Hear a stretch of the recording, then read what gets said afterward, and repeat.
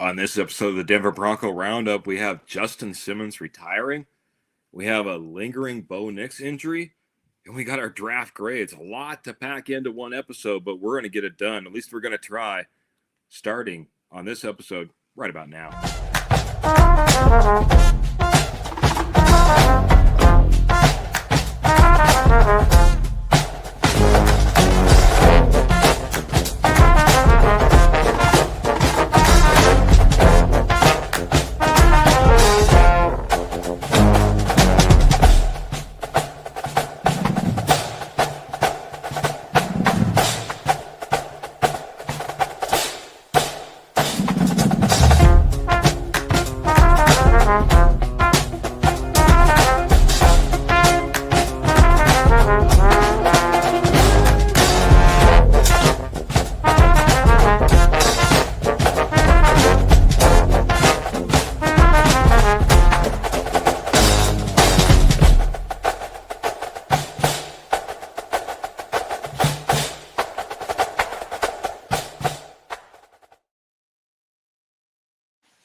Welcome in, everybody, to this episode of the Denver Bronco Roundup podcast. And man, it seems like, I don't know, it feels like it's been so long, man. We had the Pick Is In draft show that went for 3 amazing days, including a 7.5-hour marathon. Jody, you stinker, you missed out on that.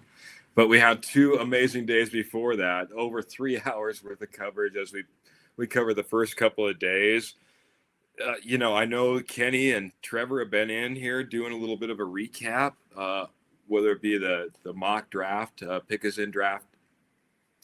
In mock draft show, or the Juice. But it seems like it's been forever, man. Well, I'm so happy to be back. My name is Keith Brugman. Got my trusty OG co-host of the Denver Bronco Roundup, Mr. Jody the Judge Moncrief. Welcome in, Jody.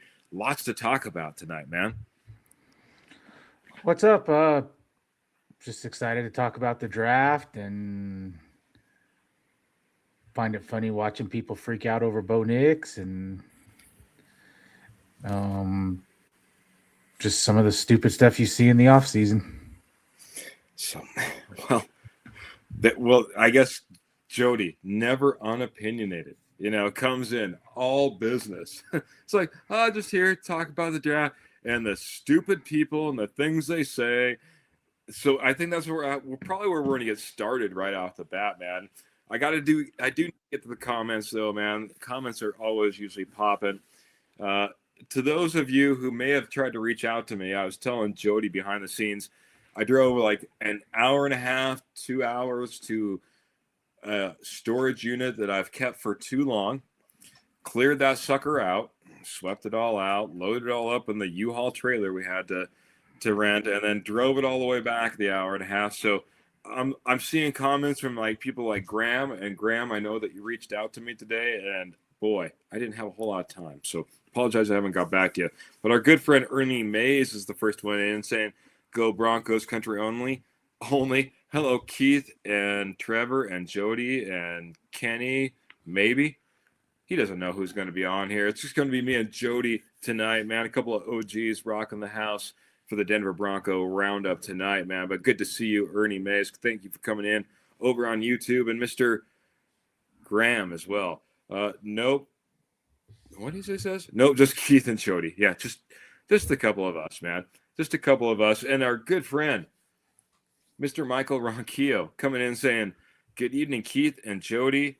Go Bo Broncos, blue and orange hearts." He's got the mile-high salute. He's the Ronk. He knows how to bring it. I need to check to see because I'm also playing admin over here, playing behind-the-scenes guy. But my guess is Michael Ronquillo maybe graced us with a little bit of love with that comment. Appreciate you so much coming in and being a part of the show, man, and being a big supporter like you always are, Ronk. The Go Bo Broncos brings me right back full circle to what we were just talking about. Right off the top, we're going to go ahead and hit that first, Jody. Got a little bit of news when it came to Bo Nix. Reports were out right around the draft that he had a second procedure or a second meeting Sean Payton was asked about it. George Payton were asked about it. They said, "Hey, just standard procedure. Nothing to look at here. All regular. Expect him to be in here. Heck, probably Monday. Like some of these guys might be in here Monday. We expect Bo in here as expected." But news comes out that it was more than just a regular procedure or checkup, that he needed a little bit of cleanup work done. And now it looks like OTAs might be out of the question, but spring training is now on schedule for Bo Nix. You came in here, you said, "Hey man, nothing to look at here. A lot of people freaking out." Why shouldn't we be freaking out? Because I got to be honest, my freak out level may be a little bit higher than yours on this one. He's missed one game in 2 years. I'm not worried about it until I see setbacks once he starts playing, that he has to sit out or stuff like that. I'm not worried about it. He is the veteran now to me, and I mean, he doesn't really need the OTAs. So I'm not really worried about it. He'll be in shape and he'll be ready to go for training camp. So yeah, that's the hope. That's the hope. Now, I guess as we were kind of talking backstage, maybe he's already done this 4 or 5 times. Not that the media really likes when Sean Payton points that out, that this may be something that's reoccurring, but there is a lot on the line for Bo Nix, the Denver Broncos, and the future when it comes to Bo Nix and his health. And that's the reason I'm just a little bit concerned. For me, we've been talking. Everyone's been talking. You've been talking. Trevor's been talking. Kenny's been talking. I got our good friend Kurt over there talking. It's a Super Bowl run type of season.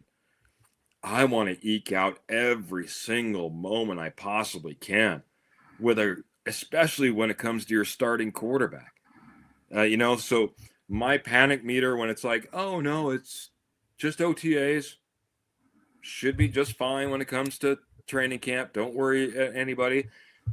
Sure hope that's the case, and sure hopes when he comes walking in training camp day one, looks 100% healthy. But if that's not the case, if it does take more time, any of that, it feels like everything kind of got thrown up into question. So my panic meter is edging up a little bit. Like I said, no 5 alarm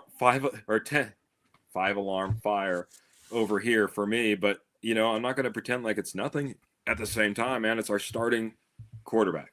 We all know what it looked like without our starting quarterback at the end of the season. I want every single moment I possibly can with Bo Nix, behind center and out there working 100% of our goal, the Super Bowl.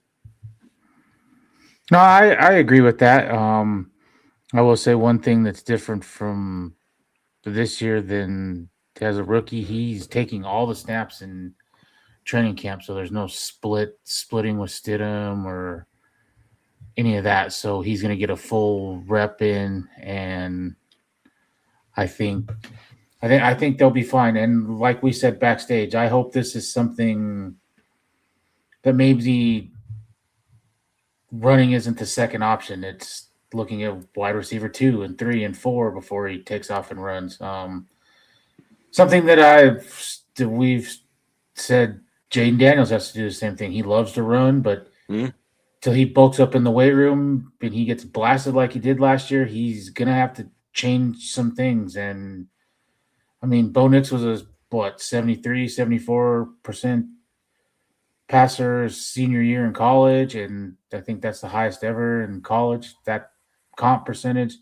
So we know he can stand in there and do it. He needs to get comfortable with it, and I'm hoping that that's something that this forces him to do that. Yeah, I mean, you hate to be like injury forces, but it's the mindset. The injury then forces the mindset that maybe I need to protect myself more. Like you said, I think a lot of people have been waiting for that when it comes to Jaden Daniels. A lot of people would like to probably see that a little bit more with Bo Nix. And like you said, it's not like he's a guy his threat is only with his legs. He has all the potential when it comes to his arm and throwing just about every throw on the field. And I think he's proven that out. So, hopefully a fantastic recovery for him. We just have to worry about OTAs, comes back to training camp and rocks it. If I'm lucky enough, maybe I can be there once again. But let's just see how had to see how things work out. Want to see how things are working out with Mr. Patrick Wiltsey coming in over on Facebook saying, "Aloha, boys. Good to see you." Patrick Wiltsey coming in from the islands of Hawaii. Thank you so much. And shipping out all that amazing Lion coffee that y'all love. If you love coffee, you need to check out the best stuff on earth, and that's Lion Coffee over at lioncoffee.com. Michael's just let me know that he did have some Facebook stars, and I'm going to try to get off to the side and give you full appreciation there, Michael, but just know the full appreciation is there, whether it's 1 star, whether it's 1,000,000 stars. Thank you from the bottom of our heart, because you to support our show week in, week out, regular season, off season, doesn't seem to matter, man. And you are truly, truly appreciated. If I don't get to it tonight, a lot of things that we're going to try to get to. Eddie Murphy's coming in. Name says Super Bowl run just for the Giants to knock them out. Laugh out loud. Eddie Murphy is hung out with us during the Pick Is In draft show. Big Giants fan, and probably a big supporter of Kenny Kirkpatrick as well. I know they're good friends. So, Eddie, thanks for coming in over on Facebook. Good to see you. Miss Pearl is coming in as well over on YouTube, saying hello to everybody. If you don't know, Miss Pearl is the owner of our amazing sponsor we'll be talking about here not that long from now. Let's see. Can you read her question? Oh, yeah, I can absolutely. Let's see. Where are we at? I'm trying to find it. Is it further up or further down? Down. I wonder if they... Yeah. Okay. I wonder if they will put a lightweight brace on Bo's ankle. Question mark, I guess, to you, my friend. I've always wondered this. As much as he runs, he always wears the low top shoes. He doesn't wear the high top shoes. I've always wondered why. I wonder if that's something you might see him change to for that ankle. And like Pearl said, the brace that you can almost hide under your sock or whatever that you don't even see. I wonder if that is something that they move to just to give it a little more support, where it's just not dangling out there outside the shoe. Yeah. When I was back and I was young, not to try to compare myself to Bo Nix or anything that he's going through, but I tore almost all the ligaments in my ankle. And after that, I found a lot of support in wearing high top shoes. But the only downside was it doesn't necessarily strengthen your ankle. You need to make sure that you're working on ankle strengthenings, you know what I mean? Like some type of rehab. I'm sure they have that, because quite honestly, all that did for me was made my ankles super weak, because I just laced those high tops up as tight as I possibly could for a couple of years, you know what I mean? Did nothing for me. So I hear what you're talking about. Peter Johnson's coming in over on YouTube saying, sounds like it was just a simple orthoscopic to his ankle. They will get the scar tissue moved away from the joint, and, you know, the ability to mobilize the joint again. Maximum 4 weeks recovery time. He will be fine. I get all that, Peter, and I know every doctor can walk you through exactly what's supposed to happen. I just hope it happens on schedule and everything's great. You know what I mean? Wouldn't be the first athlete to have a setback, even if it's by a couple of weeks, which a couple of weeks in the training camp is, you know, could be big, you know. And no need to rush it. I mean, you have till what, the 1st of September? Really? I mean, I want to see him get some reps in OTA or in training camp and stuff, but I would almost bet now you don't see him at all in preseason.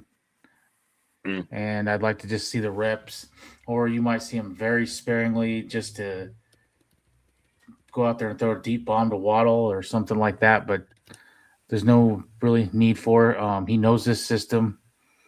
I mean, I know Davis Webb is going to change some things up, but I think they're going to be minor little things. I mean, we're not going to a whole new type of offense, so Yeah. I would feel totally different if it was a new offensive coordinator and we were switching Oh, complete different types of offenses and stuff. So I'm not worried about that. So a complete new offensive coordinator. I think that is the case. well, I mean we do, but I mean he's going to be running Sean Payton's type of offense and with a little bit of wrinkles. So I'm not worried. I'm not worried there. So Yeah, I hear you, my friend. I hear you. I just had to give you a bad time, man.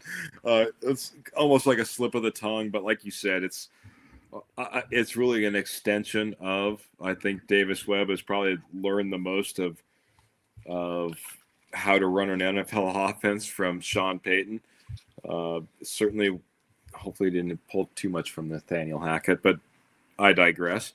well, what I would, and I don't know if this is possible in the ankle or not, but if you remember back in the day, I mean, Mark Schlereth would have surgery on Monday and he'd play the next week. And I mean, he was notorious for that.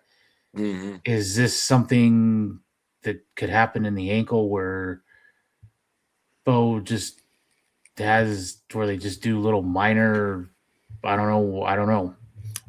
Exactly what we just got done talking about. A lot of times that will happen where they had to just go in and scope the ankle, scope the knee, clear out a little bit of scar tissue. You know, those guys, especially when it comes to offensive line, and you lose your starting position a little bit quicker sometimes, and depending upon position, you know, when you're the starting quarterback of the Denver Broncos, I don't think you're going to be losing your starting position anytime soon, so you don't have to rush back nearly as quickly as maybe Stink had to back in the day. And he talks about that, man. It was a dog-eat-dog world across that offensive line, man. You're always fighting for your job. So that being said, yeah, I think that it could be rushed back if need be, if it was like something as simple as that. But again, I'm no doctor either, so I shouldn't be talking too much about it. Let's hit the next topic, man. We hope that Bo gets back. He's healthy.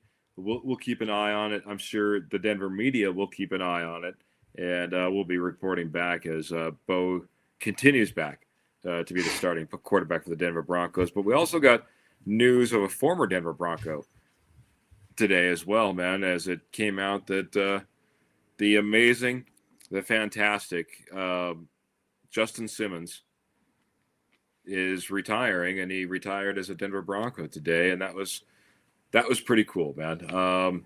Your thoughts about Justin Simmons and his retirement, man? Just his career, his retirement from the Denver Broncos. No, he was just a class guy. Great player on the field. I think he was a 4-time second team All-Pro, 2-time Pro Bowler. Sucks or whatever word you want to use. That I mean, he fell right in that time frame when Denver was probably the worst they've ever been in franchise history. You know, never made the playoffs. Came here the year after the Super Bowl.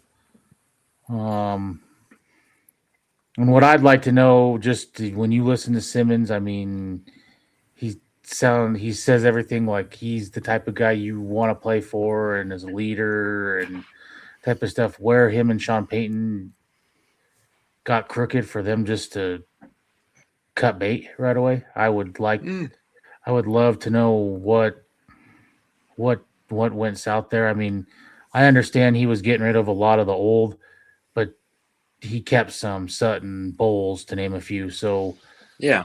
how they got sideways? Because if you listen to Simmons, he's not like that. I mean, he just doesn't come off of somebody that's gonna rub you the wrong way or whatever. So it would be just interesting to know what set Sean Payton off to just cut the guy. Yeah, I was thinking about that as well. Graham's coming in. He says, I'm not shocked about Justin Simmons retiring after he didn't play this past year. Atlanta got like 1 year out of Justin Simmons after he left the Denver Broncos, and he didn't play the next year. So as much as it hurts, it feels like it was almost perfect timing. I mean, maybe you had one more year with Justin Simmons, and that's pretty much what the league decided that was about it for Justin Simmons, which is kind of amazing. It seems like he was still playing very well in this league, and he's just a guy that ended up getting kind of dismissed out rather than his talent just falling off to the point where he was no longer capable. But in the end, he ends up retiring. I will say this, Jody. I was digging around behind me because this is one of my keepsakes that I have kind of behind me. Back in the day at the old facility, after training camp, I got alerted to this one spot where you could maybe get autographs from the players after they were done with training camp. And some would just speed right past, not stop, whatever. I'm perfectly fine. I understand. They've had a long day on the field, need food, need to get home. Some would stop and they'd be like, hey, man, they'd sign your autograph. They'd buzz off. I still remember the day that Justin Simmons rode up. He's like, hey, how's it going? Come on over, man. You enjoying training camp? Man, you excited for the Broncos this year? Thanks so much for supporting the team, man. Really appreciate y'all, man. Thank you so much. Really love you guys. Hands back, autographs. That's the type of guy that Justin Simmons was. When, like you said, I don't know, he doesn't come off as a guy that rubs people the wrong way. Well, you're dang right he don't.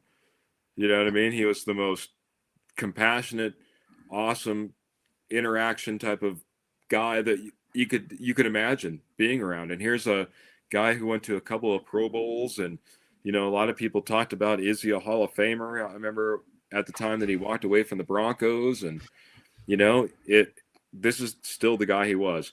Always a nominee for the Walter Payton Award, it seemed like, for many years, until maybe Garrett Bowles started sneaking in on that one a little bit. But just an amazing, amazing person in the community, with the community, on the field. And just a lot of love goes out to Justin Simmons and the way that he treated every single fan.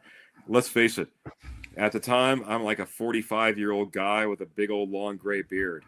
I don't look like the young fan that, is racing up to get a Justin Simmons autograph. So the respect that he gave every single person, man, just top notch in my opinion. I did hear someone ask today, do you think he's a Ring of Famer? I mean, he's a 4-time second-team All-Pro, 2-time Pro Bowler. Yeah. What was he from 16 to 24? Or 23 or whatever it was. I think he's in there. I mean, you got to look at what he didn't have around him for all those years. Like you said, I think the misfortune of landing on the worst possible stretch that you could for a Denver Broncos team, being that guy that, like he said, as much as he was limited in what he could do at his position, he always wanted to do more. He always wanted to have that playoff win. You know what I mean? He always wanted to do more, and it wasn't to his fault that we could point at Justin Simmons and say, dang it, Justin Simmons, why didn't you come through for us? Justin Simmons is the guy that, racked up 5 interceptions versus Patrick Mahomes in his career. You know what I mean? It's a guy that I appreciate a ton. I feel sorry that we couldn't basically get it done for Justin Simmons. We couldn't get him a playoff win rather than the other way around, especially because of how, I don't know, just how modest he is as a man. Yep. No, I agree. Which I was kind of surprised that someone like the Eagles or Dolphins, when they had Fangio, never tried to go after Simmons. I mean, he coached him here firsthand and seen what he was all about. And but I mean, like we said, he was a great player. Just came around at the wrong time in Denver's, history of not being able to find a quarterback or a head coach. Yeah, rough stretch. And then once you get a coach is when that coach decides it's maybe time if we move along from you as a player. Like you said, kind of just a rough way of going about things, but at the same time, just much love and appreciation. Justin Simmons, if you happen to end up ever catching this episode, just know, again, love the way you interacted with fans, being able to take that in firsthand, not just for me, but every single person I saw you interact with. Such a blessing, man. I got Michael Ronquillo that's running a little bit of backstage admin and telling me that I have stars from some people. Do got to get to Clayton though as well. Coming in saying, hey guys, smash that like and share. We appreciate that, man. Great reminder, because sometimes I'm not always the best at reminding everybody. We sure appreciate it, whether it be on Facebook or YouTube, hitting that like, hitting that share button, getting us out to more Broncos fans just like you. Fantastic to us when you can pay us that honor. We appreciate it a ton. He's saying Phil McGuire. Oh, here we go. Phil's coming in and says, good evening, Keith and Judge. Great to see Justin retire as a Bronco. He does a lot for the community, I'll just say. He does a lot of community work in Denver, just like Vaughn. Both Broncos for life, representing the culture of the Broncos. Yeah, I saw somebody else in there saying that Von Miller should be come back home and retire as well as a Denver Bronco while we're doing it. Someday, I think that's going to happen. Obviously, I don't know if it's going to be anytime sooner this year. But yeah, Phil, you're absolutely right, man. Like I said, Walter Payton type of guy that always got those awards for what he does well outside the bounds of the football field. And just much love and appreciation. You're spilling it out right there. And if you're giving us stars as well, much appreciation. I'm trying to catch up.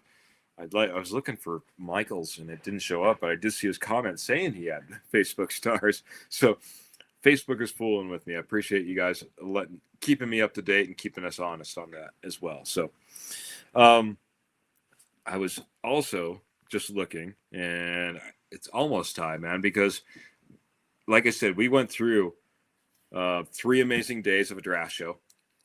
We want to get to some draft grades, and that's going to be coming up right around the bend. But I did mention earlier that we have had Pearl in the comments. Maybe she's still out there. Pearl is the owner of our amazing sponsor, Morgan Trinkets. Morgan Trinkets has been your headquarters for Southwest Jewelry, Southwest Pottery, Estate Gold wholesale prices for over 35 years. And they do amazing shows right in your backyard. And they got a couple lined up May 16th, May 17th. The Strawberry Festival Collector Show in Longmont, Colorado. Be there or be square. That's where Morgan Trinkets is going to be. Make sure you're there as well. May 25th, they'll also be at the Red Feather Lakes Craft Show. Red Feather Lakes Craft Show. That's where Morgan Trinkets will be. They've been blowing out some silver as well. So if you're interested in silver, make sure that you check out one of the shows, see what Morgan Trinkets has left. Morgan Trinkets, like I said, your headquarters are Southwest Jewelry, Southwest Pottery, Estate Gold at wholesale prices. Put May 16th and 17th on your calendar for that Strawberry Festival Collector Show in Longmont, Colorado. Jody, we kind of talked about it. I figured the best way we could probably do this is we're going to go last pick from the Denver Broncos to the first pick of the Denver Broncos. I want to get your thoughts in general after you got stepped back for just a moment and you were able to assess the Denver Broncos draft in general. How did you feel overall about the Denver Broncos draft? I was fine with it. The only thing I didn't really like is Thomas Jr. was right there and the Titans jumped you. I think that was the guy you were going to take with your first pick. I think they wanted him. I wish they would have been a little more aggressive to get a linebacker. Other than that, I love the Jonah Coleman pick. Yeah. He was my number 3 running back on on the board. Love what he can do, and the fact that he's a willing pass blocker and makes no bones about that, and has highlight tape to back that up. I love that as well. So, and can do other things that Tyler Bede cannot. So, but I love it for the fact that I'm hoping that he's not on this 53. Okay, well, save some of why you love Jonah Coleman for when we get to the Jonah Coleman slide here in a little. I said general. You got all specific on me all of a sudden, man. You're ready to like get rid of players. You're telling me their shoe size. I'm like, hey, just general, just general. Let's just jump into it, man. The last pick that we had, man, Red Murdoch. This was draft grades that we kind of compiled across the board. This is a slide that you guys haven't even seen yet, as I've been posting them up on Facebook and YouTube. And then we've been I'm sorry, I'm reading comments off to the side. And we've been posting them every single day. But Red Murdoch we haven't got to. So this is a little sneak peek of what we'll give the rest of the world out there on Facebook and Twitter as of tomorrow. I'll just be honest, man. Trevor was one of the higher guys, B-, but you were the top guy, man. B+ for Red Murdoch. I was the low guy. I have him as a C. I'd love to get your ideas of what you like about Red Murdoch, how you see him fitting with the Denver Broncos. A couple things. I love his size. Love the fact that I think last year led the NCAA in tackles. Love that. And both years, I mean, he was close to 150 tackles both years. He's a tackling machine. He reminds me a lot of Alex Singleton. He's a little bit quicker, a little bit better in coverage than Alex Singleton, but a tackling machine. He's always around the ball, forces fumbles. So love that pick. I don't think he'll play right away, but I think he'll be an impact guy on special teams right away. Yeah, and that's where I see him, and I have no problem with him. I think he's a great athlete, and I think you're right. He's super motivated, and seems like he's always around the ball. You kind of threw me off, man, because how much of a fan I am of Alex Singleton because he came out of Montana State University. And the thing I was going to give a dig on Red Murdoch is he's coming out of Buffalo. This is not the highlight SEC school, you know what I mean, that's running for a national championship.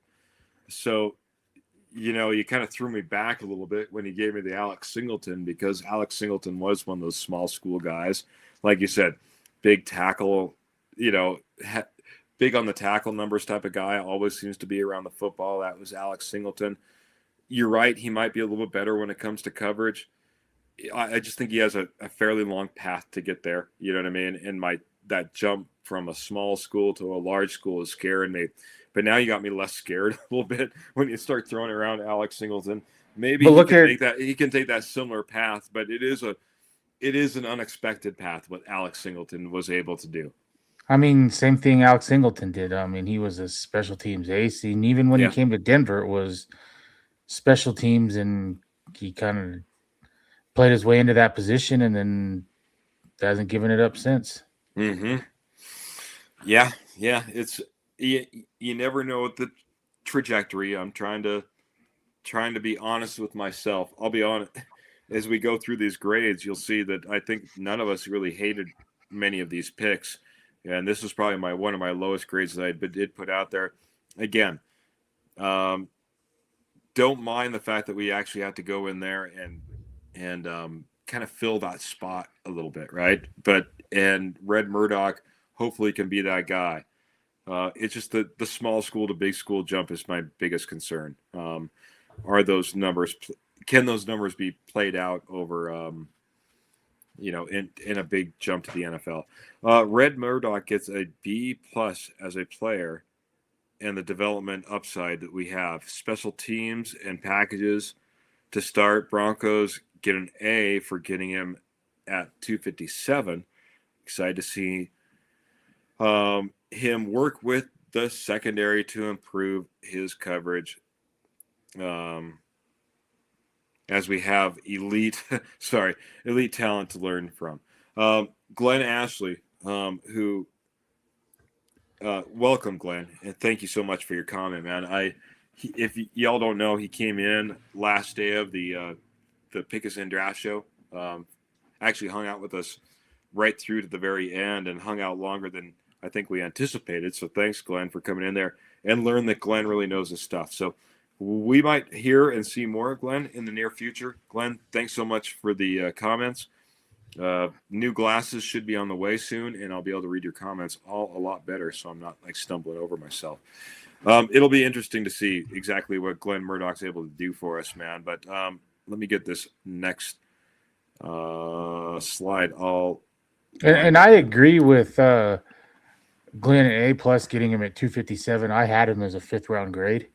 So to get him in the 7th round where they did is, I mean, that's what makes it an A+ for me, or, where Denver got him.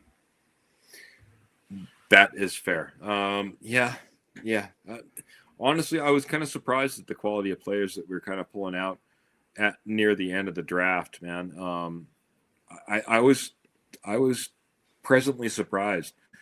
That we did a ton of research, went through a lot of different guys, but especially when it comes to the 7th round draft picks and trying to judge who might be taken, I guaranteed not a lot of people did a whole lot of research on Red Murdoch.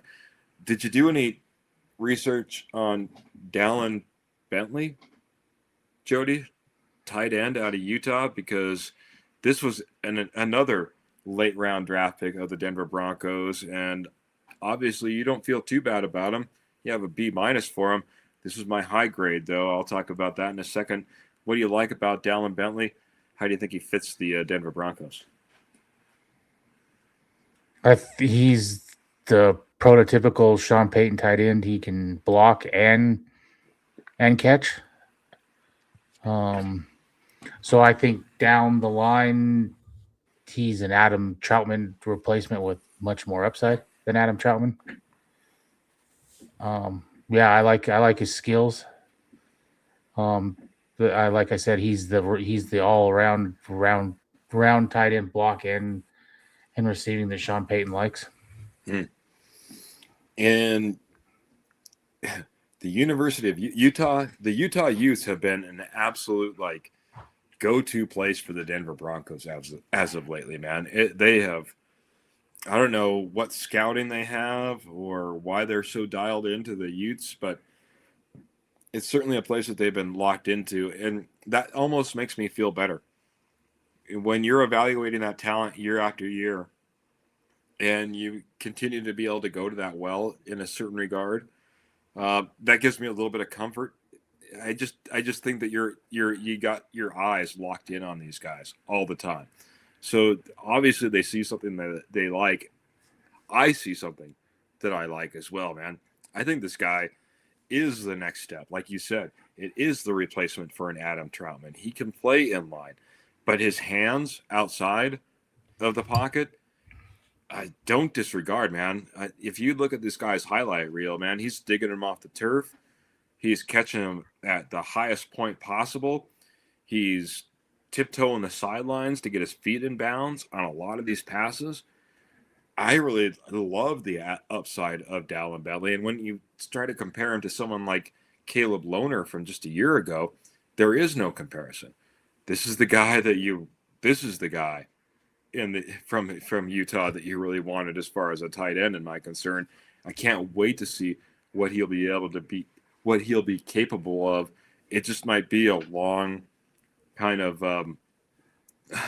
a long way to get to the field. He's going to have to work it out on special teams for a while. He's going to have to play it out on the practice squad, in my opinion, because, for me, there's a couple of guys in front of him right now, and it's going to take some time. Hopefully he can outperform and even maybe push that as well. But I'm high on him. Now, on the other hand, Roy is on the other side. He says, ugh, F. But he's saying it's a good developmental player. Maybe he's talking about somebody else. But it sounds like he's not really high on Dallin Bentley. I'm kind of with Kenny Kirkpatrick. I heard him talking on the podcast last night, and he was saying, I have a hard time giving anybody an F when they haven't even hit the field as of yet. I That, agree with that. let's give him a little bit of a credit to at least get that far. Bentley is a willing blocker, not a good one, but he can play at the Y better, says Roy Osborne. Yeah, I would agree with that. He's not an elite blocker. We were talking about a late round draft pick, but I think when you put his two skill sets together, both blocking and again, I think his pass catching is underrated. And you always got to take into account the offense and the quarterback and the whole nine as far as stats are concerned. I'd like to see what Dallin Bentley can develop into, especially from that passing side, but he's got some work to do on the blocking side, like most tight ends that get drafted in this day and age. Yeah, what's going to be interesting for me is what Denver does at tight end. I mean, the room is loaded, and then if you add little Jordan Humphreys in there as well, how many tight ends are you keeping? I mean, I'm pretty sure Ingram's going to be here, and I'm pretty sure Troutman's going to be here. After that, who makes this roster? How many do you keep? Yeah. This is where we'll get into Broncos country. It'll make it really, really difficult. As time goes by, we're getting better and better at a lot of different positions, and we keep adding talent. And this is when we start to see, players that we really like potentially leave this team, leave this roster. Now, can Dallin Bentley find a way to stay on this roster? Does that mean somebody else leaves? That will be the big question. Sometimes we just, on the best teams, you never really see those guys, move up within that organization. Maybe they go someplace else and they become somebody big. But I do like the prospect of Dallin Bentley. I'd like to see him get developed, maybe see him hit the field someday. And when we look at the age of some of the guys and some of the guys we've had around for a few years, at some point you will see turnover. Maybe Dallin Bentley gets his opportunity then. It will be interesting to find out when Miles Scott gets his opportunity, Jody. About the most evenly ranked or graded player that we had across the board. He ranked from B to B minus with 3 B minuses, and you have the top grade, man, giving him all the way up to a B. Like I don't know, two percentage points higher. I don't know, maybe 3 than we did on a 100-point scale. Regardless, to say we don't hate the pick of Miles Scott as safety. What do you like about him? How does he fit, man?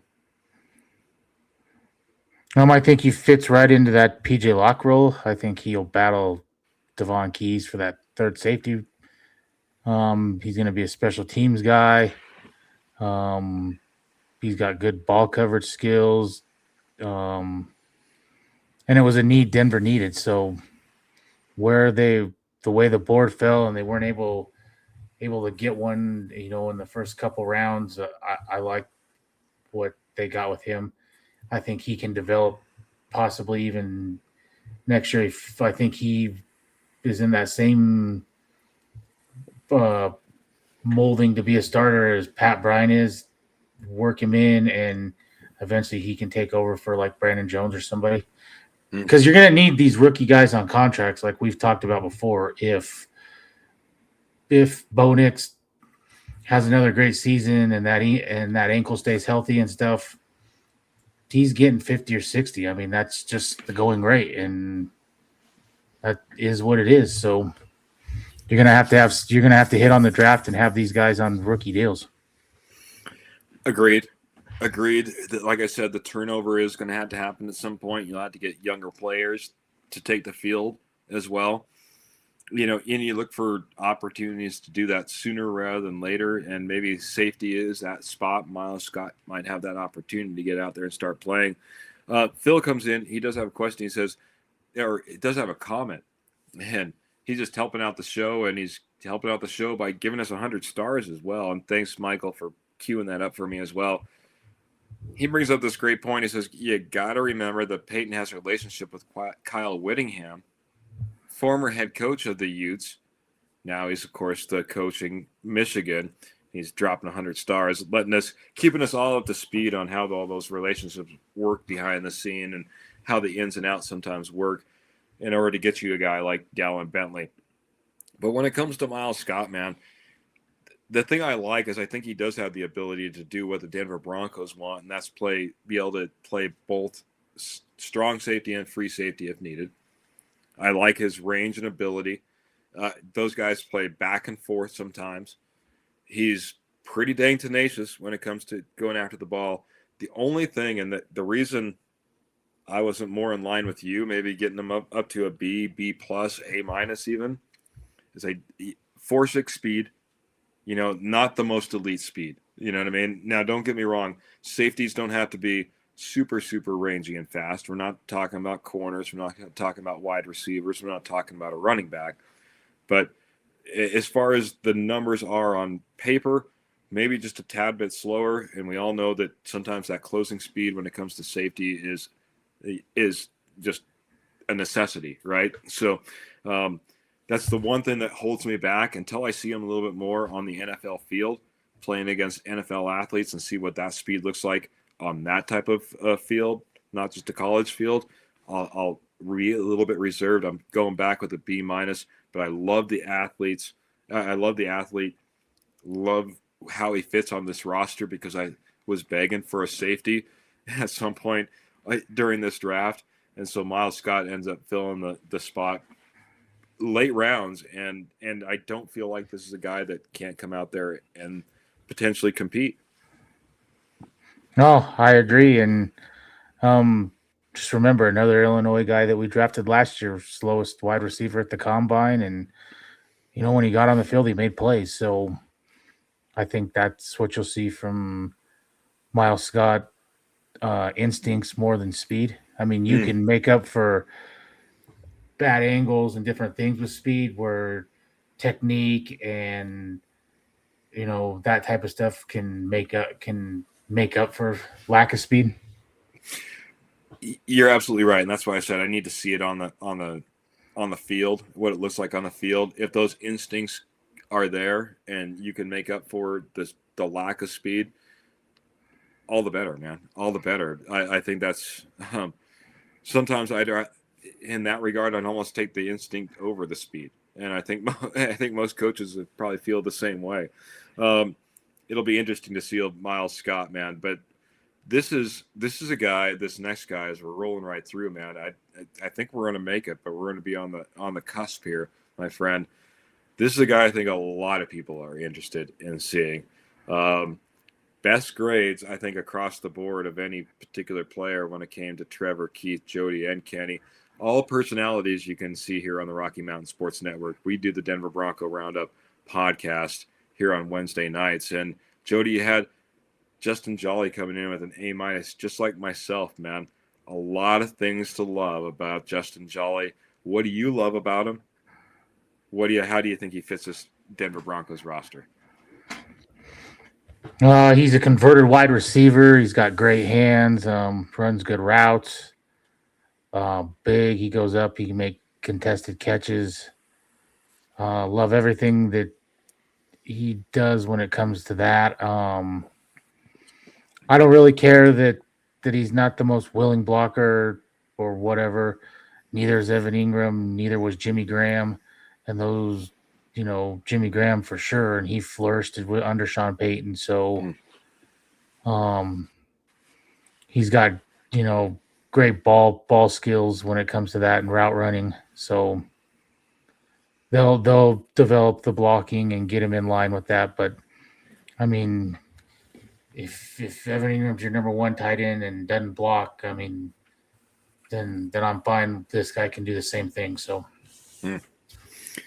I'll agree with you. I'm going to hit Paul's comment really quick because he was talking about Miles Scott, and I think it almost transfers because he says, he has good hands and should be able to develop further. Only 2 years at the safety his entire life. But that's because Scott also was a transitioned wide receiver, if I remember correctly, over to the safety position. So only 2 years, but reading all of that backwards now and understanding how an offense works as a safety. We talked about instincts. That's great. We talked about converting from a wide receiver. You talked about Justin Jolly making that conversion over to the tight end position, and it shows. And the reason I love this is because as much as maybe me and you are in opposition on this a little bit, I wanted to find a replacement for Evan Ingram. I don't think Evan Ingram, much like maybe a couple of other players on this roster, could be here after this year. And I wanted to find somebody who could replace Evan Ingram. And this is Evan Ingram in a replacement form. Like you said, I don't think he's the best blocker, but I don't expect him to be. Just like Evan Ingram. He's a pass catching tight end who can go out there and just get it done. Now, would I like to see him polish off his routes a little bit? Yes. And that's going to be, you know, it's something that the wide receiver coaches will have to work with him in order for him to get better in this year to come. But I think that when it comes to just raw ball skills, when it comes to catching the ball and fighting for a ball and just being that outlet for a Bo Nix type of quarterback, I'm all in, man. And I think we need to find somebody who can be that guy for when Evan Ingram does walk away from this Denver Broncos team. And I think you got it right here, man. I really, really love Justin Jolly. And it more epitomizes to me what tight ends are really becoming in this league. It's tough to find a blocking tight end. If you can't block that well, you better be able to receive. And I think that's exactly what Justin Jolly is. And Denver has plenty of blocking tight ends. Kroll, Nate Adkins, Adam Troutman. So I wanted another weapon out there for Bo Nix that I don't need. I mean, that is one of the things that I think that's going to change is, little Jordan Humphreys last year was playing wide receiver and getting the most snaps and blocking. I think some of that is going to change a little bit. And I think the same thing at tight end. I mean, Evan Ingram was only getting like 42% of the snaps. So I think we're going to see some more of the wide receiver type guys out there to, make plays for Bo. Yeah, I agree, man. Like you said, ultimately we'd like to see Bo Nix take better care of himself and stay in the pocket more. I want to see more weapons for Bo Nix in order for that to happen. Now, spoiler alert, we don't have Jeremy Waddle on this slide, but we all need to remember that that's a key piece and could be considered a draft piece when it comes to this Denver Broncos team. That's a huge addition to what the Denver Broncos add to the table. Could add it to the table in this offseason. I might be going crazy, but I believe this was our next draft pick here, working from the bottom up. Cage Casey, offensive tackle, Boise State. I think this was because at this point, I think we were all freaking out because Justin Jolly hadn't been selected, and we had these picks like, I guess it's a few picks apart. You know what I mean? As it ended up working out. Cage Casey, though, you have a pretty good grade on. Right middle of the road as a C. I'm much higher. I have the highest grade as a B+, but I want to start with you once again, man. What do you like about Cage Casey? And how do you think he fits for the Denver Broncos? Big. He's athletic. One thing after I heard some guys talking about this is a guy that they might consider moving inside. So this might be your in competition next year to take Ben Power's spot. Just because he played tackle at Boise doesn't mean that that's where he is here. I mean, a lot of people have said he transitions well to moving inside and has that type of frame and different stuff. So if that's what the plan is, I might give it a little bit higher grade. Just as a pure tackle, I think I'm one that has said I think Denver is pretty good on depth there. I mean, you've got Frank Crum, you've got Alex Pacheski, Matt Parrott, you re-signed, he's coming back. So I think your depth at tackle is pretty good. So if this is what they do and move him inside, it makes a lot of sense because that is probably your weakest position is interior depth. I 100% agree. Before I go off on Cage Casey, I guess I completely misspoke and I said Jeremy Waddle. I don't know where I got Jeremy, but people are saying Jeremy Waddle and Jalen Waddle, not Jeremy Waddle. So my apologies there. Running right through a lot of comments, and maybe I was thinking of something else. So yes, Jalen Waddle, not Jeremy Waddle. I don't even know if there is a Jeremy Waddle. Cage Casey, I do know about a little bit though, man, and you're absolutely right, man. I fully expect him to be pushed inside. He can be a swing tackle, gives you that opportunity. He's played a little bit of left tackle. He's played a little bit of right tackle. But for the Denver Broncos, for the NFL, for where he was selected in this draft, there's almost no possibility that he's going to get his start as a tackle in this league. He's going to be pushed inside, and he's going to give you some guard depth and potentially take over for Powers in the future.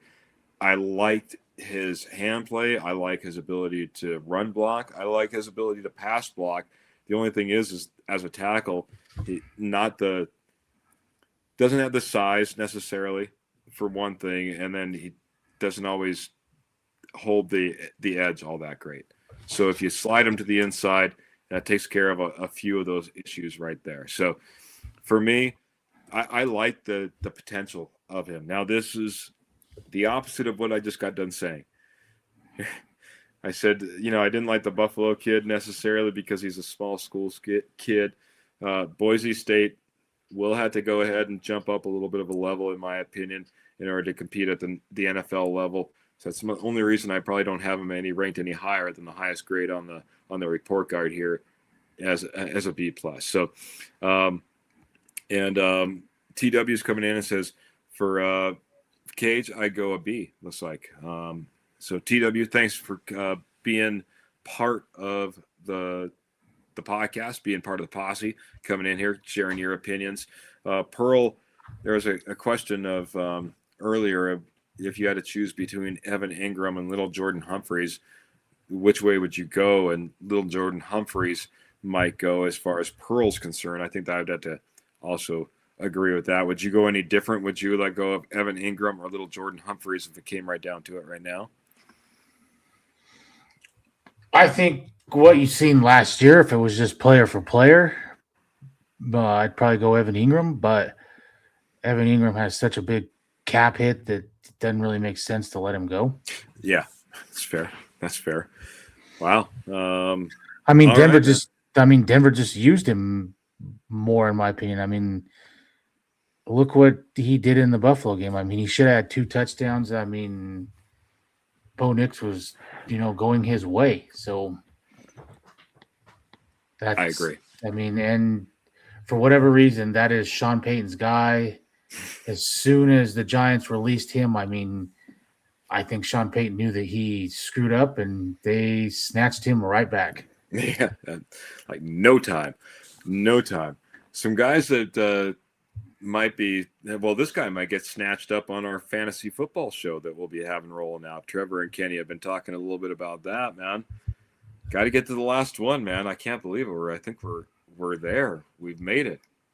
I think we got all the players, and this is the last one and probably the biggest one of all to talk about, my friend. Jonah Coleman, Washington, running back, added to the Denver Broncos. Got to get your thoughts, man. Got to get your thoughts on Jonah Coleman, because I know that you were a big J.K. Dobbins fan leading into the NFL draft. Have high expectations for him. So Jonah Coleman getting an A from Jody, man. Please explain yourself, my friend. Yeah, he was my number 3, back behind the 2 Notre Dame guys. This guy's a willing pass blocker, and so right away, that's a Sean. To me, that's probably the number 1 thing Sean Payton looks for. He can catch the ball, the backfield. He runs pretty good routes out of there, has good hands. If I remember right, I don't think he ever fumbled in college. So I think that's another thing that's huge for Sean Payton. And he's willing, I mean, he's pretty willing to go run up the middle and stuff. That is the one difference with him and RJ Harvey. He knows when he can bounce outside, but he's willing to run up the middle. Where RJ Harvey, you can still tell, is a little doesn't like doing it. But the pass blocking, I think the pass blocking gets him. He's probably your third down back right away. And if something happens with Dobbins, I think you can turn to this guy to get 15, 20 carries a game. So I just love his all around game. And I'll go back to the pass blocking. Go watch some of the highlights. I mean, there's one of him just pancaking Sonny Styles. And he has said that. I mean, that is two guys in the last 2 years. Pat Bryant, no block, no rock. And, Jonah Coleman said, I'm here to protect Bo Nix. That's the guy I'm going to protect. And so I love seeing that. So, yeah. It was tough to give him even a grade of a B. I'll be 100% honest. I love the athlete. Like you said, doesn't matter if it's blocking, doesn't matter if it's pass catching. The guy gets north and south. He gets yards. He doesn't take losses. The one knock that you can give him from an athlete's standpoint is he doesn't clock in at the highest speed. So he's not going to be a runaway type of guy. It's the reason he wasn't taken in the first round. But everything else checks the boxes. Like you said, fumbles, no worries. Blocking, can do it. Receiver, no problem. Like north and south runner, doesn't hesitate behind the line. That's Jonah Coleman. If RJ Harvey hadn't been selected last year, I would have an A on this draft grade right now. I think that honestly, with what you currently have in that backfield, it's a little crowded, and that doesn't even include Tyler Bidet or McLaughlin either. You know what I mean? Just the fact that you have these three guys, I think it doesn't, like Sean says, it's tough to get three guys, the right amount of reps. And I think that's almost where you're at. Now, moving forward, I've said it before, I think this is last year as well when it comes for J.K. Dobbins. And if that's the case, now you have a two running back set that's maybe set for the future. So if that's the case, that's the direction we go. My grade would instantly improve if I knew that 100% for sure that was the plan. But I have a good feeling that is the case, and maybe that's why you gave it as NA as well, my friend. And this is a huge upgrade, in my opinion, over your third down back from last year and Bidet. So that alone, but he's a third down back that can easily be your number one. What makes him, I think, a third down back right away now is he is a top tier pass blocker from what I've seen in college, what he's done in college. I mean, that doesn't always translate, but somebody that's willing to go out there and make those type and put their head in the hole and block like that is, I mean, that's a must in Sean Payton's system other than RJ Harvey. I mean, he is the one guy that really, of all the running backs, RJ Harvey is really the only one that doesn't pass block. Mm-hmm. And someone said earlier, and I don't know who said it, just not that great at it. Someone mentioned Mark Ingram, and I think that that's his comp to me. I mean, they have similar body sizes and that type of thing. He's probably a little bit smoother runner. So it makes a lot of sense why, I mean, Ingram was a Sean Payton guy for a lot of years in New Orleans. So, I mean, this makes a lot of sense why he was picked. Got one more draft pick, but I got one more question when it comes to Jonah Coleman and the running back room. I'm going to phrase it a little bit differently. If we put Bidet and McLaughlin on the practice squad, do both of them survive, or does someone else try to pick both those guys up, or do they want to be on the practice squad? I think they're on the practice squad. I mean, McLaughlin, I think, started out on the practice squad last year. No one came to get him, and I just can't see anyone coming after wanting Tyler Bidet. He's here for one reason. He is probably a top half of running back when it comes to pass blocking, and that's why he's here. Yeah, agreed. Michael, just reminding us that one fumble that he did have in his entire college career came with over 600 carries at the exact same time. Like you said, can't imagine that Sean Payton would have any issue with that type of production when it comes to fumbles. But here it is, man. Final grade, final pick that we had, but the first pick by the Denver Broncos. I want to get your thoughts on this, especially because I don't think this was necessarily the pick that we were jumping up and down about right off the bat, man. Tyler Onyedum,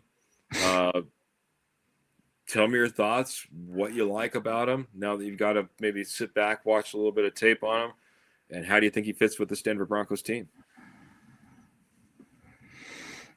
He's good against the run.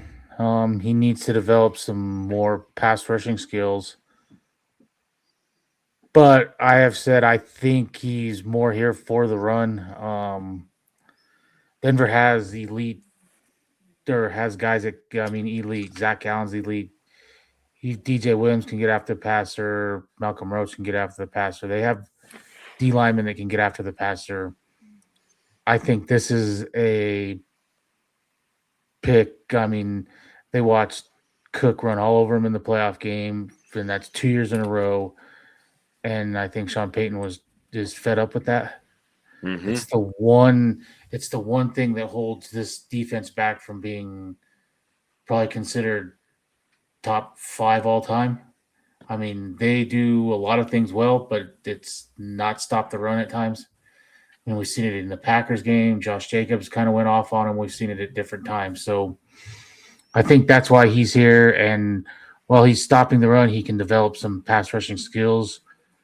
I think he'll battle Savion Jones for that starting spot over there. And then you throw Malcolm Roach in. Whether Roach starts or doesn't, it doesn't really matter. I mean, he was pulling starter snaps as it was last year. And you kind of they're going to be in a rotation and different things. And he may not be the flashiest of players, but he's in there to serve. That's what he's here for. So when I saw our lads' depth chart, and I don't know how you feel about this, but they had Wazirike as the starter at one side with Savion Jones backing him up, and Zach Allen on the other side with Tyler Onyedum backing him up as a rotational piece, and that's how they kind of play as two defensive tackles, I guess you could say, within the setup that the Denver Broncos utilize. One thing I really like about Tyler Onyedum is, I think he's tenacious. Honestly, if you kind of took a bookending of this draft, I feel like that's kind of what you got. Tyler Onyedum and Red Murdoch are both very tenacious in what they put on the football field. I like his motor. I like the way he goes. I think he has some of the best hands across defensive linemen in this range of class of guys all the way across the board. You know what I mean? His hands are constantly moving, and he keeps that offensive lineman busy. He may not pile up the sacks, but man, he's always there and able to shrug off those guys and get on what you said. That is I think the need for the Denver Broncos and the intention of bringing him in. That's some run support. He does need to put on probably 10 to 20 pounds to really be maybe that anchor in the inside. Now, I will say this. Michael didn't give him a very friendly grade. He gave him a D, but he said it was just a little bit too early for him in the 2026 NFL draft. And it did feel a little bit early for this particular pick. It was supposedly one of the 6 that Sean Payton and George Payton had lined out beforehand, and so he was there for them, even though they kind of had moved back at this point. But do you buy that? I mean, whoever they pick. Boy, I mean, they could have taken Red Murdoch at this pick, and he was going to be one of their 6. So, yeah. It does. It just seems like a little bit of a stretch. You know what I mean, compared to everybody else on the board that this guy was kind of valued. It does. It brings question for me, but it also brings. I guess I'm curiosity. That's what the word I'm looking for. It brings curiosity. If they really feel this way about this guy, and they've been, I mean, Sean Payton, George Payton, more often than not, I have liked what they've done in our drafts. If not, we probably wouldn't be talking about these guys sticking around. It just intrigues me what they see in Tyler Onyeta and what he could potentially bring as well. I'm not super high on him. I got a B minus, almost flipped into that C range where he's just kind of a meh type of pick. But I'll give him a little bit better than that because, like I said, I love his hands. I love his tenacity. It'll just be, can he put on the weight, and can he still be able to move like he does, like we've seen at Texas A&M, with that additional weight at the NFL level? see, he falls into one of these picks that I've said for a while. Denver,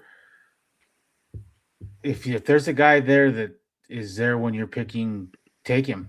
Who cares? Denver's at the point now they didn't have. We have to go out and get a left tackle round 1, or the Raiders. We have to get a quarterback. We're only drafting a quarterback. Denver could do basically whatever. If there's a guy that they were in love with, take him. And who cares if you get him in round 2 or you get him in round 5? That's the guy you've fallen in love with. And so make sure you get him. And I think he falls into that. And then the move back, I think the board, after day 1, the board was looking really good for Denver.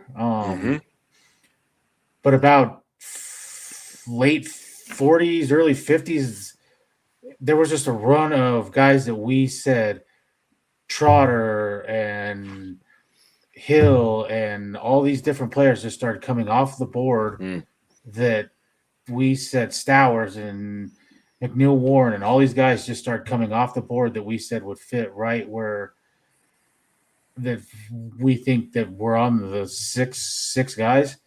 And I think I still think if Tennessee doesn't trade up, they take Hill Jr. And I think Tennessee knew that. That's why they had to go up and get ahead of Denver to get him. Yeah, I agree. And when that happened, that's why you seen Denver fall back. I think that deflated Denver. And which makes me think, were these 6 guys, there must not have been one of the 6 that they were just so in love with that they were willing to give up extra round picks to go up and get that guy. There wasn't a guy that they were just super in love with. And it's something I've said for a while. This draft was not an elite draft. I mean, there's good players in it, but there wasn't a bunch of guys, studs in the round 2 and 3. And I think Denver decided that too, that they weren't willing to give up picks to go get a guy that they didn't feel was that elite type of guy. So, yeah, I agree. The one last thing I would say too, it just kind of hit me as you were kind of talking there, because I think you said almost something to this regard. It reminded me of Sean Payton saying, "Don't get on the train." I mean, we talk about all the quote unquote names that were there that went off the board. And I think you're right. I think there were some names that they were interested in. But it's really easy to get on the train of those guys that get all the hype, right? But there's always guys like this.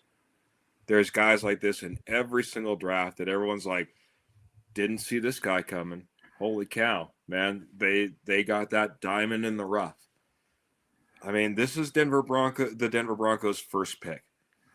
I just have a feeling that there's something there, that there's a plan for him, and there's something there. And I hope I'm right, because like I said, I think this was a shocker. I think this took people back a little bit once Jonah Coleman came back into the perspective, and Justin Jolly came back into perspective. You know, that kind of calmed people down. But Tyler Onyedem was not the pick that I think a lot of Broncos fans were looking for at that point and at that spot. But remember, don't get on the train, man. It's really easy. We all chase names. We all chase the highlight reels and the Mel Kipers and the Daniel Jeremiahs, whoever it is that are talking about X, Y, and Z. There's guys out there doing their job. Maybe they did their job on Tyler Onyedem, and that's that guy that ends up being a better graded player than maybe me and you and everybody in the posse had as well, my friend. And I hope the plan is better than what they did last year with Savion Jones. Play the guy. Now I will say with Savion Jones, unless he just wasn't showing it in practice, I mean, there were guys in front of him that were playing really well. I mean, he had obviously JFM was starting. You had Malcolm Roach, who was rotating in, getting starter snaps, playing really well. And I thought Arazawike played really well. So it was hard for him to see the field. You know, the same with Barron. I think the plan was slot all along, and he was kind of penciled in there. And Jaquan McMillan said, F that, and I'm taking that spot, and he did. And now Denver kind of has a dilemma there. Are we going to what are we going to do? Are we going to – because you got to get him on the field now more. And how do you make that happen? Yeah. They just ran into Jaquan McMillan, played so well that you couldn't keep that guy off the field. And I hope that that's really the only way that Tyler doesn't see the field is someone balls out so much that you can't keep him off the field. Kind of like Q Robinson down, come the playoffs. So much so that they said, we got to move Jonah Ellis because Q Robinson's got to be on the field, and I can't have Jonah Ellis just sitting on the side or standing on the sidelines. Yeah, I agree. It was kind of cool to see Q come in in the later half of the season and kind of come into his own, like you said. Jaquan McMillan just kind of pushing around Jahdae Barron. We'll see if he kind of rises to the occasion and can take some more field time this upcoming year. But 7 draft picks, Jody. 7 draft picks that'll be out there competing as well as a bunch of undrafted free agents that got some invites. It's going to be interesting to see just how competitive this Denver Broncos roster will be, man. Final thoughts, man, on this wild night where we talked anything from Justin Simmons to Bo Nix to 7 draft picks, man. Love to get your thoughts as we went a little bit over time, but always for our fans, we don't mind. And one guy we didn't talk about, but I mean, we can save it for another day, is Jalen Waddle. He's your first round pick. And if you just put him in this year's draft class, he was by far and away the best wide receiver. Not even close. I have said for a while there was not a true number 1 in this wide receiver class. Jalen Waddle is in my opinion, he's a true number 1. So just remember that's your number 1 pick, and Denver came away with 3, maybe 4, depending on how down Bentley pans out, but 3 guys that are going to be contributors this year for this offense and weapons. It's going to be fun to see. Hopefully Bo doesn't have any more setbacks with this ankle, and come training camp, he's ready to rock and roll. And we said it all last year. Well, there was mixed opinions, but I don't think there are now. Denver's in win now mode. They've went all in, and I'm excited if they can stay healthy and just fix some internal things, which I think they feel they have. this is going to be a hard out for a lot of teams.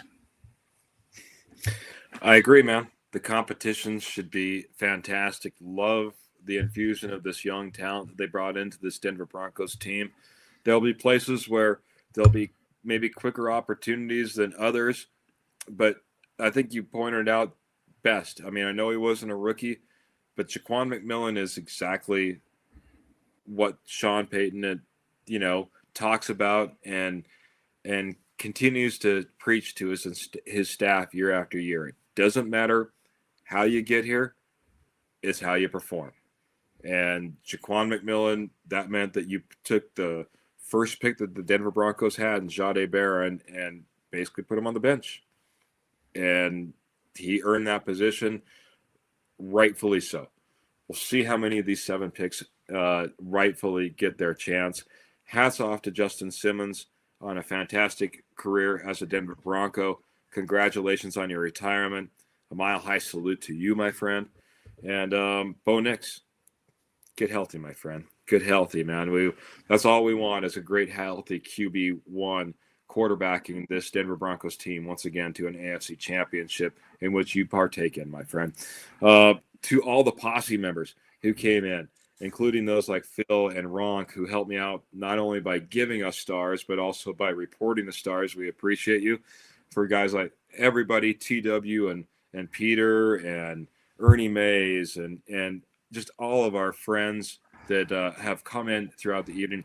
Thanks so much for all the support. Remember, you can catch the Denver Bronco Roundup every Wednesday, every Saturday, right here on the Rocky Mountain Sports Network. You can also check out The Juice, which just happened yesterday. It happens on Tuesday nights. Check that out as well. And more shows to come in the very near future as well. We'll have lots of shows in the near future. Can't wait to take the ride with you for the rest of the off season.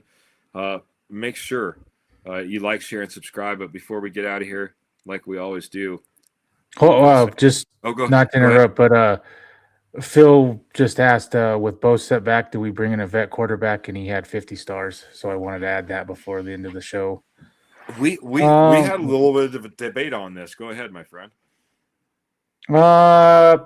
They might bring in a camp arm, but I don't think they do, or they probably would have addressed it in the draft, drafting somebody. So I think they're not worried about Bo yet. So until this lingers, until you start seeing something like Greenlaw where it lingers into the regular season and stuff, I don't think Denver's worried about it.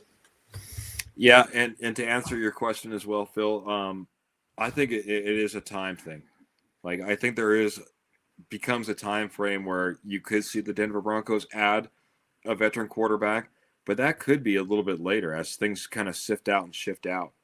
That could be a little bit later when they find out that Bo Nix maybe isn't coming along as strong as they want, so they want to add that guy. That could be 2 weeks before the start of the season, for all I know. You know what I mean? Again, but I don't think they're going to be looking around the corner in the next week or so. That's just my opinion. But it's a great question, man. This thing with Bo Nix, we don't want it to linger. We don't want it to be a story. Hopefully it goes away. But at some point, if this does become a sticking point, I do think they need to add something to this roster. I don't feel nearly as comfortable with a Jarrett Stidham as we did maybe in years past. And so that's the reason there's a competition in this QB2 spot in this upcoming year. So thanks, Phil, again for the question. You got it in just in the nick of time, my friend. Just in the nick of time. We got to get out of here. It's been a fantastic episode. Thanks to everybody for coming along with us. We'll get out of here like we always do. Make sure you keep those boots in the stirrups, guns in the holsters, and of course, Denver Broncos right there in your heart. Until next episode, we're out of here. Mile high salute. Have a great week, everybody.